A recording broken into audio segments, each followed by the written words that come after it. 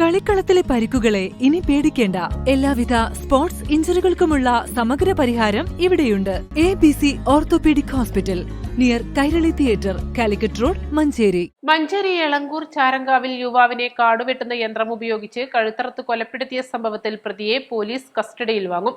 ചാരങ്കാവ് കൂമന്തൊടി ചുള്ളിക്കുളത്ത് മൊയ്തീൻകുട്ടിയാണ് കേസിലെ പ്രതി. വണ്ടൂർ പോയൂർ ചാത്തങ്ങോട്ടുപുറം നടുവിലച്ചോലയിൽ നീലകണ്ഠന്റെ മകൻ പ്രവീണാണ് കൊല്ലപ്പെട്ടത്. കഴിഞ്ഞ ദിവസം കോടതിയിൽ ഹാജരാക്കിയ പ്രതിയെ റിമാൻഡ് ചെയ്തു. കസ്റ്റഡിയിൽ വാങ്ങുന്നതിനായി 2 ദിവസത്തിന് ശേഷം കോടതിയിൽ അപേക്ഷ സമർപ്പിക്കുമെന്ന് പോലീസ് പറഞ്ഞു. തുടർന്ന് തെളിവെടുപ്പ് നടത്തും. കൊലപാതകത്തിന്റെ കാരണം സംബന്ധിച്ച് കൂടുതൽ വ്യക്തത വന്നിട്ടില്ല. ചോദ്യം ചെയ്തതിനു ശേഷമേ കാരണം വ്യക്തമാകൂ എന്ന് പോലീസ് പറഞ്ഞു. ജോലിയുമായി ബന്ധപ്പെട്ട വ്യക്തിവൈരാഗ്യമാണ് കൊലപാതകത്തിലേക്ക് നയിച്ചതെന്നാണ് വിവരം. ചാരങ്കാവ് അങ്ങാടിക്ക് സമീപം ഞായറാഴ്ച 6:45-നാണ് നാടിനെ നടുക്കിയ അറുംകൊല. കൊല്ലപ്പെട്ട പ്രവീണും സുഹൃത്ത് ചാത്തങ്ങോട്ടുപുറം വീട്ടിക്കാപ്പറമ്പ് സുരേന്ദ്രനും ഒരുമിച്ച് കാടുവെട്ടാൻ പോകുന്നവരാണ്.